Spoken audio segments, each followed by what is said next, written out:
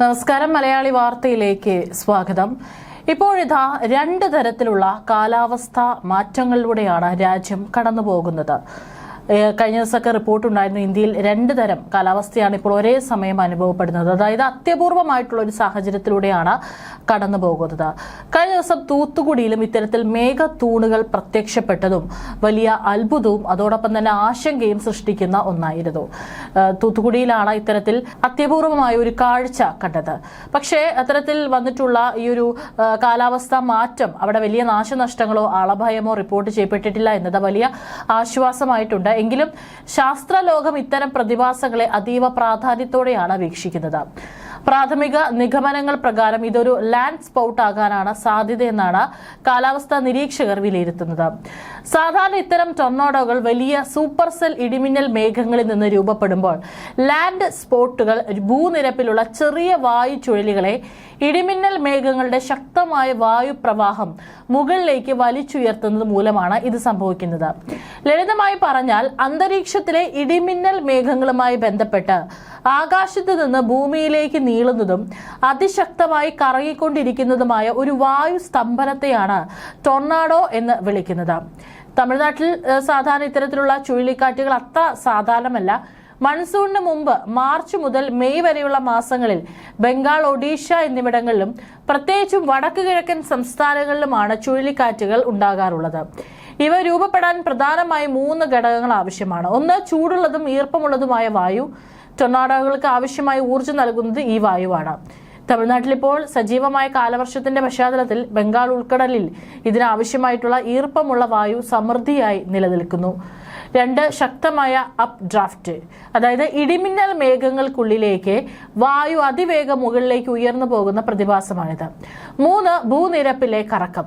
ഭൂമിക്ക് തൊട്ടു മുകളിലുള്ള വായുവിൽ ഉണ്ടാകുന്ന ചെറിയ കറക്കങ്ങളെ ഈ അപ്പ് ഡ്രാഫ്റ്റ് മുകളിലേക്ക് കുത്തനെ വലിച്ചു നീട്ടുന്നു. ഐസ് സ്കേറ്റിംഗ് നടത്തുന്നവർ കൈകൾ ശരീരത്തോട് ചേർത്ത് പിടിക്കുമ്പോൾ കറക്കത്തിന്റെ വേഗം കൂടുന്നത് പോലെ വായുസ്തംഭം നീളം വയ്ക്കുമ്പോൾ അതിന്റെ കറക്കത്തിന്റെ വേഗവും ശക്തിയും വർദ്ധിക്കുന്നു.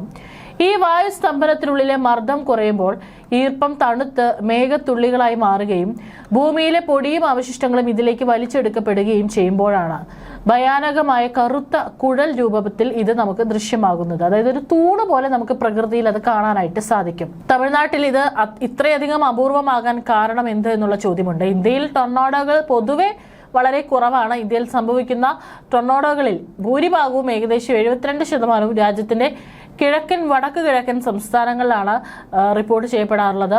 യുഎസിലെ പ്രശസ്തമായ ടൊർണാഡോ അല്ലി പോലെയുള്ള ഭൂമിശാസ്ത്രപരമായ പ്രത്യേകതകളോ വൻതോതിൽ വായു പ്രക്ഷുബ്ധമാകുന്ന അന്തരീക്ഷ സാഹചര്യങ്ങളോ തമിഴ്നാട്ടിൽ ഉണ്ടാകാറില്ല. തമിഴ്നാട്ടിലെ മൺസൂൺ മേഘങ്ങൾ സാധാരണയായി ഇത്തരത്തിൽ ചുഴലിക്കാറ്റുകൾ രൂപപ്പെടാൻ തക്കവണ്ണം വലിപ്പത്തിൽ സംഘടിക്കാറില്ല.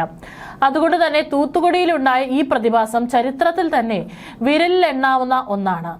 കാലാവസ്ഥാ വ്യതിയാനത്തിന്റെ സൂചനയോ? തൂത്തുകുടിയിലെ ഈ അപൂർവ പ്രതിഭാസം പ്രാദേശികമായ ഒരു കാലാവസ്ഥാ വ്യതിയാനം മാത്രമാണോ, അതോ ആഗോള കാലാവസ്ഥാ വ്യതിയാനത്തിന്റെ പ്രതിഫലനമാണോ എന്ന ചർച്ചകൾക്കും ഇത് വഴിവെച്ചിട്ടുണ്ട്. സമുദ്രോപരിതലത്തിലെ താപനിലയിൽ ഉണ്ടാകുന്ന വർധനവും അന്തരീക്ഷത്തിലെ അപ്രതീക്ഷിത വ്യതിയാനങ്ങളും ദക്ഷിണേന്ത്യൻ തീരങ്ങളെ കൂടുതൽ പ്രക്ഷുബ്ധമാക്കുന്നു എന്നതിന്റെ സൂചനയായി ഇതിനെ ചില വിദഗ്ധർ കാണുന്നു. ഏതായാലും തൂത്തുകുടിയിലെ ആകാശത്ത് മിനിറ്റുകളോളം വിസ്മയം തീർത്ത ഈ മിനി ടൊർണാഡോ ദക്ഷിണേന്ത്യൻ കാലാവസ്ഥാ പഠനങ്ങളിൽ ഇനിയൊരു പ്രധാന ചർച്ചാ വിഷയമായിരിക്കുമെന്നതിൽ സംശയമില്ല. ഇതാദ്യമായാണ് തമിഴ്നാട്ടിൽ ഇത്തരത്തിൽ ചുഴലിക്കാറ്റ് ഉണ്ടായതെന്നും കാലാവസ്ഥാ നിരീക്ഷകർ പറയുന്നു. കുറച്ചു നേരത്തിന് ശേഷം ഇത് അപ്രത്യക്ഷമാവുകയും ചെയ്തു. വലിയ നാശനഷ്ടങ്ങൾ ഉണ്ടായതുമില്ല. പക്ഷെ ഇത്തരം ചുഴലിക്കാറ്റുകളെയും കരുതിയിരിക്കണമെന്നും നിസ്സാരമാക്കേണ്ടതല്ലെന്നും കാലാവസ്ഥാ നിരീക്ഷകർ പറയുന്നു. തൂത്തുകുടി വിമാനത്താവള പ്രദേശത്തിന് സമീപത്തു നിന്നും പ്രദേശവാസികൾ പകർത്തിയ ദൃശ്യങ്ങൾ കടുത്ത ഭീതി ഉണർത്തുന്നതാണ്. പൊടിപടലങ്ങളും അവശിഷ്ടങ്ങളും അതിവേഗം ഒരു ചുഴലിക്കാറ്റിന്റെ രൂപത്തിൽ വായുവിലേക്ക് ഉയർന്നതായി ദൃശ്യങ്ങളിൽ കാണാം. ഭ്രമണം പോലെ, ഒരു ഫണൽ പോലെ രൂപം പ്രാപിച്ച ഈ ശക്തമായ വായുപ്രവാഹം വഴിയരികിലെ വസ്തുക്കളെയെല്ലാം മുകളിലേക്ക് ഉയർത്തി. സമൂഹമാധ്യമങ്ങളിൽ ഈ ദൃശ്യങ്ങൾ പ്രചരിച്ചതോടെ തമിഴ്നാടിന്റെ ചരിത്രത്തിലെ ആദ്യത്തെ ടൊർണാഡോയാണ് ഇതെന്ന രീതിയിലുള്ള ചർച്ചകളും സജീവമായി. തുറന്ന മൈതാനത്ത് ക്രിക്കറ്റ് കളിച്ചുകൊണ്ടിരുന്ന യുവാക്കളെ പോലും ശക്തമായ കാറ്റ് നിലത്തുനിന്ന് ഉയർത്താൻ ശ്രമിച്ചതായി റിപ്പോർട്ടുകളുണ്ട്.